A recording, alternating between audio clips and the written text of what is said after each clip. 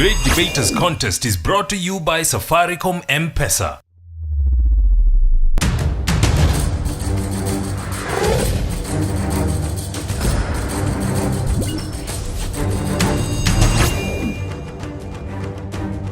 We're in the second largest county of Kenya for the Kakamega edition of the Great Debaters Contest.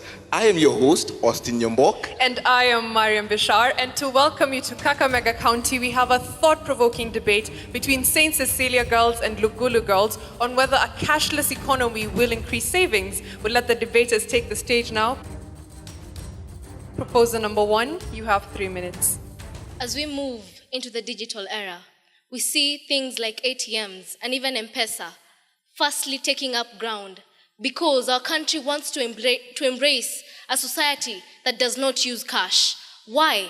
These societies tend to run 24 hours a day and 7 days a week. I am Okomba Rehama from the St. Cecilia Girls High School, Misihu.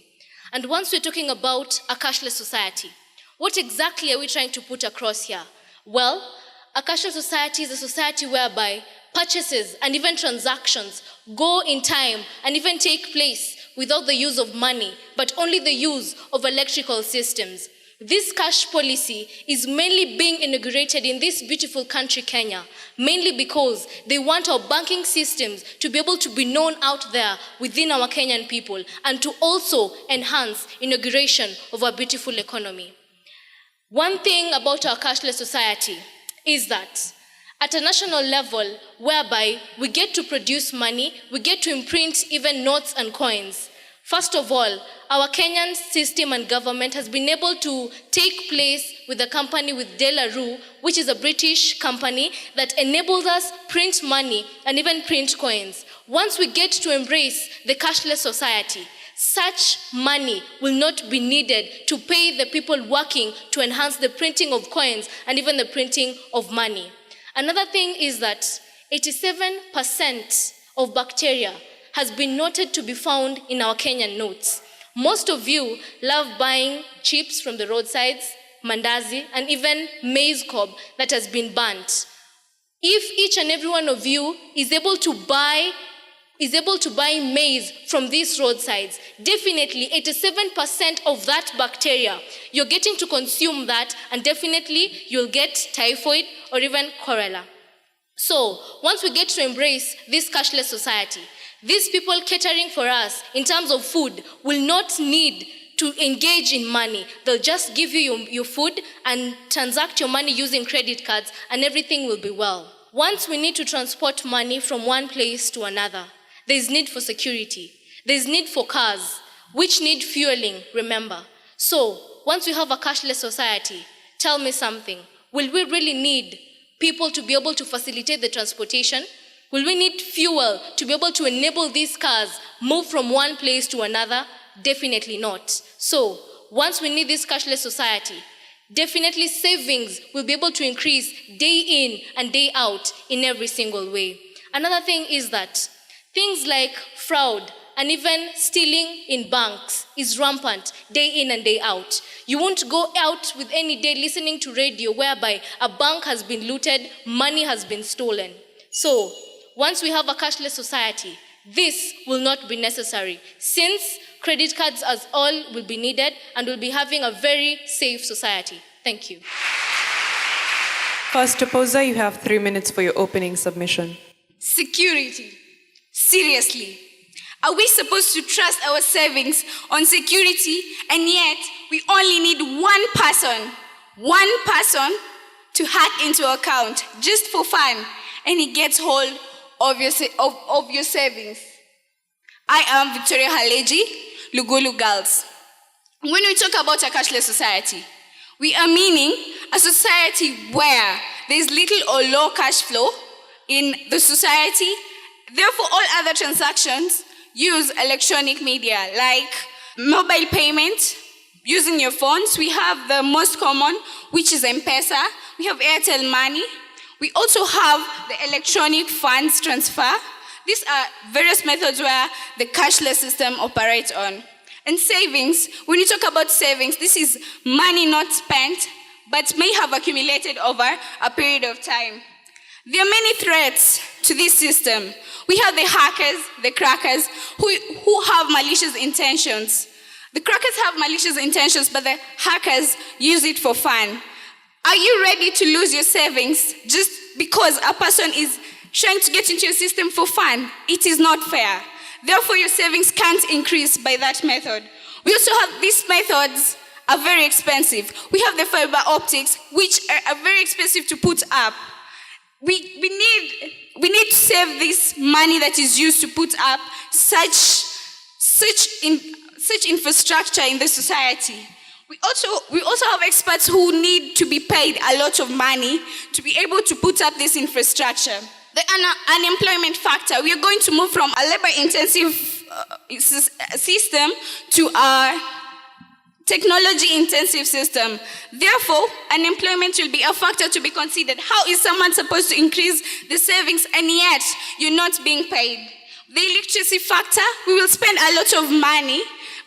We will spend a lot of money having to educate people to be able to use these computerized methods. The failure rates in these methods are very high. The National Physical Lab Center in the UK for Mathematical and Scientific Research has put it across that there is a 1% failure rate in this system of the biometric system, whereby that 1% may look like a very small percentage, but if you consider 100 million people using this method, there is this 1 million that will lose its savings through this. It is not fair that we lose it through such methods.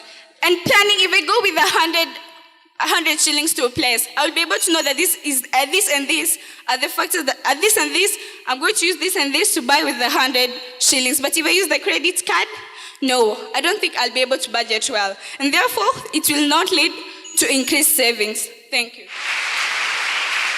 We'll now hear rebuttals. Proposals, you have 3 minutes. P. Cyrus once said, money alone sets the world in motion. I strongly advocate for the point that the cashless economy will enable savings to increase. My opponent say that when we have the cashless economy, there will be hacking. I say that, no, the hacking, is it better to be hacked? The money in banks is insured. There can be compensation. But do you prefer that your money is stolen on cash on transit goods? Take, for example, the G4S case in 2010. The cooperative bank sued the G4S security firm for money being looted by one of their employees. Do you prefer your money being looted on our roads, on our Kenyan roads, through corruption? It's rather to be hacked in the banks where you'll be compensated. Okay. Secondly, she said, but it is expensive. Yes, it is expensive for the cashless economy. It is expensive, yes, but it is convenient. It is expensive. Cheap is expensive. So why do we have to use the cheap means and lead up to expensive means? Let us be expensive and save more. Let us be expensive. Do you want to put money in homes? It's rather we invest in the banks, we put our money in banks. They will gain interest, rather than putting our money rotting at home. She said also that labor will move from labor-intensive, that is human labor, to technology. Technology is the best. So as we move from technology, as we move from labor to technology, a cashless economy uses technology. That's very obvious. That is very fast. It is very convenient. It is we have M-Pesa, we have M-Shwari. They all use technology. So I refute this point strongly. I say that a cashless economy is better. It will lead to increased savings. I also would like to add this, that when we have a cashless economy, it will reduce the cash in circulation in our country. This will curb the robbery cases on our roads. For example, let's take, for example, the G4S case again.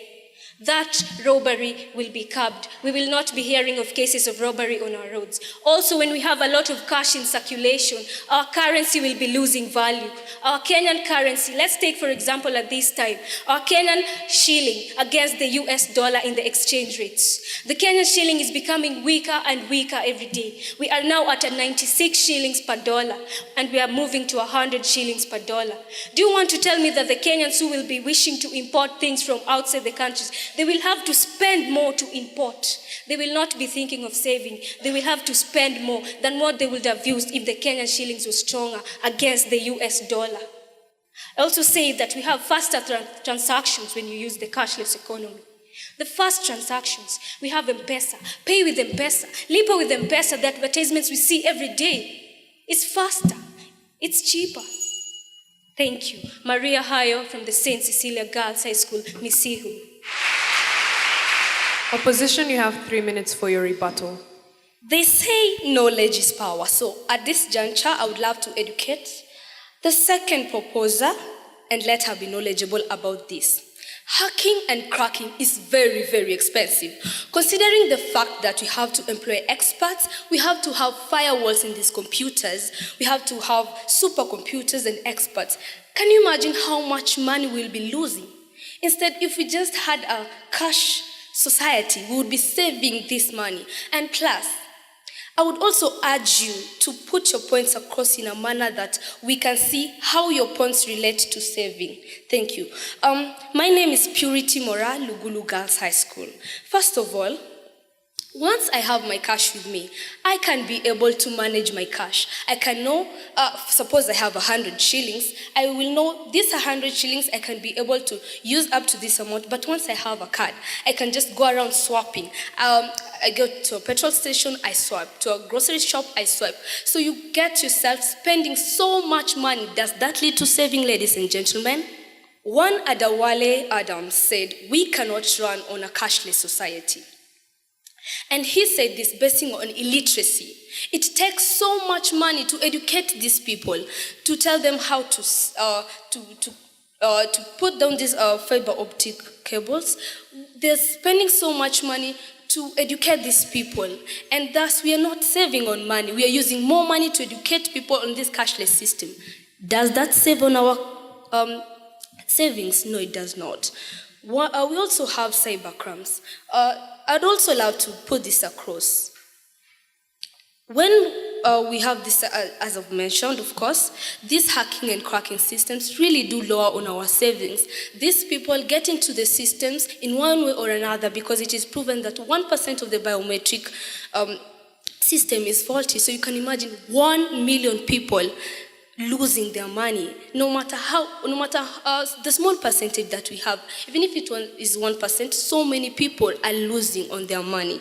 We also have unemployment factor. Once we have businesses that don't need this cashless system. We have Mama Mboga there, we have the shopkeeper around the corner there. This person might not need this cashless system. Therefore, this person will not get an income once they get this system comes into being, comes into practice. They might not be able to, their businesses might not be able to be put into use. Once the businesses to be put to use, they won't earn any income. Once they won't earn any income, low living standards, no savings. We are also talking about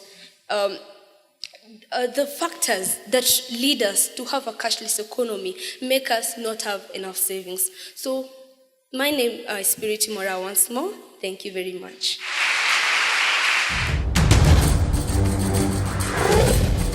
Pesa ni tamu, ni tamu sio utani, ni tamu sio utani, M-Pesa.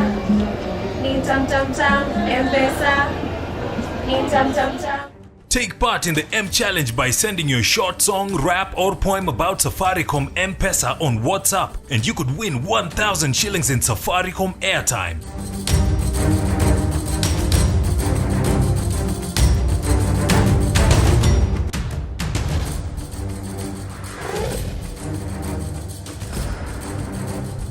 The audience has posed questions to the two teams on stage. They will be responding to them shortly. The proposers have been asked what the health issues related with using cash have to do with savings, and the opposition have been challenged. If developed countries such as the United States use cashless economies, why can't we do the same? Proposal number 3, you have 3 minutes. Juma Caroline from the St. Cecilia Girls High School, Misihu. I want to answer the question that was posed to us by Cynthia Mora from Butere Girls, and she asked, how can bacteria lead to us saving money, or how does the bacteria spread through money? First question, do you even know where the cash is from? Do you even know where the cash has come from? Who got the cash before you got it? That's one question you have to ask yourself. My money comes from this person. This person was holding a different thing, whereby I go give it to different people, where I will go and get some diseases, whereby I'm maybe cooking in a different place, where we have the people cooking from roadsides, where we go to get maybe our chips, something like we have the maize which are burnt. So when we get hold of those money and still serve the customer, we are going to get the bacteria, which is going to lead to a disease. And after that, what do we get after the disease? Paying hospital bills. Ask yourself, are you going to be saving cash or are you going to be using cash? That's cash you're going to be spending in hospitals. Whereby if we could have a cashless economy, you could have spent less. Only using your credit cards could have saved a lot. One thing is that one day, as we were going, my mother was very, very sick, and we were going to a hospital whereby she needed a very, very emergency surgery. I had no cash at hand. What could I do? Where could I start from? Oops, my smartphone. I needed it. I had my smartphone. I had my M-Pesa savings. What could I do? I used my savings and paid for the hospital bills by only transferring my cash from my account to the account of the hospital, hence saving a life. How does that lead to a cashless? How does that lead to saving? It leads to saving our economy and our money by, for example, I saved my mother's life. My mother is going to go back to work, earn money, save more than what I used. Then we need to embrace our cashless society, in that we will graduate from an unsaving economy to a saving economy. Thank you. Opposers, you have 3 minutes to respond to the audience as well. A question was asked. Bank of New York, 1985. There was a heavy snow that led to the collapsing of the roof in the New York Bank, leading to a shutdown in which people lost $22 billion because there was no functioning of the electronic systems. It later affected 5,000 multi-purpose ATMs in the year 1993. Also, the US only depends on a cashless system at a basis of 47%. The rest, they only depend on a cashy system. We also know that Kenya is a developing country. It isn't fully developed. We use a cashy system since time ago because we know we can depend on it. One of the proposers said that our banks helps us secure our money. I'd like to make this correction. A bank isn't a cashless system. A bank is a cashy system. In the mere fact that we use money and it's placed in a vault, in that we secure our money. Security costs will increase if we use the cashless system. Our inscriptions are not that well, in which a person can break into your M-Pesa codes, get your PIN number, and send the money to themselves. In a cashy system, we have voltages in the banks, very hard to crack because they are made out of pure solid. So we also know that if we run a company 24 hours a day, we risk the merchants that will keep on getting money because we know that I can get the money today. But if we use a cashy system, the banks close. It's very hard for someone to go and get the money. Thus, we lead to increase in our savings. We don't spend more, we save more. It also increases it decreases our job opportunities. In that, if we unemploy the cashiers, if we unemploy the accountants, They lose their jobs, thus leading to low living standards. If we have low living standards, we have higher rates of spending of money, thus low savings. So we need this cashy system so that we can help in our increased savings. We also know that time and again we have been using a cashy system. I can bank on my money. I know how much I spend. I know how much I remain with. If I use a cashless system, take for example a credit card. I pay on credit. I buy, I pay. For the first time, I will know how much I've spent. The second time, I know how much I owe the credit companies. The third time, I'll lose track. The fourth time, I'll continue losing track. But if I work with 100 shillings, I will buy what I want, and I'll know how much I've spent, and I'll know how much is in my pocket. It's also more secure because we don't have to risk hackers coming and taking your credit card. Thank you.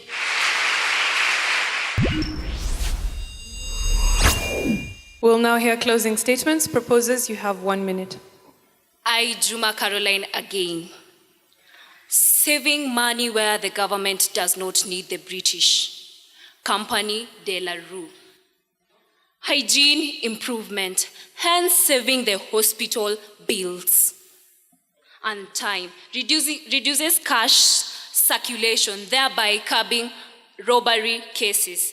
I mean, what else do we need from the cashless economy? We are able to save, and save. What else do we need? Just as it was asked by Robert G. Allen, how many millionaires do you know out there who have invested in a saving account?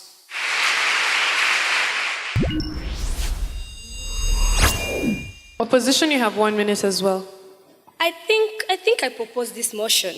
Yes, I propose this motion if at all I want my government to spend more money on firewalls, on experts. I will only support this motion if at all I want people to be unemployed. I will support this motion if at all I want my country to go down in terms of saving. I will support this motion. But until then, I will stand as an enemy of this motion. Quote all the quotations, dear proposers. Give all the points, as many as you can, by the way. Put up a spirited fight. But all that is vanity. We cannot prettify a lie. We cannot make a lie wear a veil and look all innocent and classy. No, we cannot. So, ladies and gentlemen, audience, our judges, this is the reality. We cannot bank on a cashless system. Thus, I stand as an enemy of this motion. Thank you.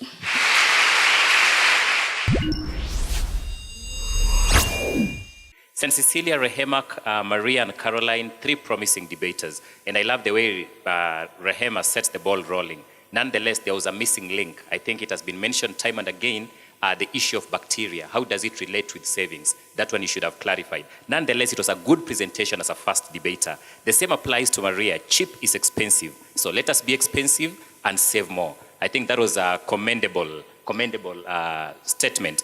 Caroline, finally, again, presentable, interesting debater. Nonetheless, what I'll advise you to do is avoid a lot of explanations. Once you start explaining a lot, I think I remember you said only 2 things, and you are struggling a lot to explain. So tone down on your explanations, and you'll make a good debater. Lugulu, Victoria, good points. Expensive to put up the structures that you're talking about when you explain your points. Just work on your confidence so that you're not lost at all.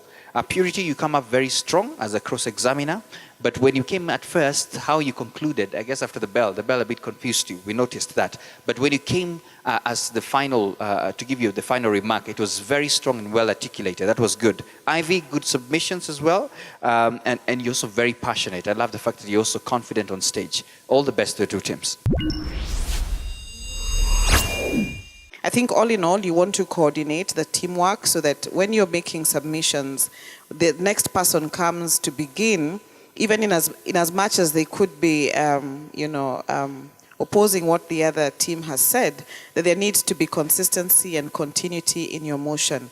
What was missing in the 2 schools is that it doesn't hang together. So if you ask me, what is the takeout from St. Cecilia and what's the takeout from Lugulu, that connection is not there. So there needs to be flow and there needs to be logic. But otherwise, good job. St. Cecilia girls, the judges gave you 69%. Please give them a round of applause. That's a very commendable score. And Lugulu girls, the judges gave you 70%, making you our winners for this debate. Well, congratulations to Lugulu girls, and we'd urge our members of the audience to follow us on Twitter and also our viewers. And thank you Safaricom M-Pesa and KBC Channel 1. I have been Austin Nyambok. And I am Mariam Bishar. Keep watching the Great Debaters Contest for more wonderful debates.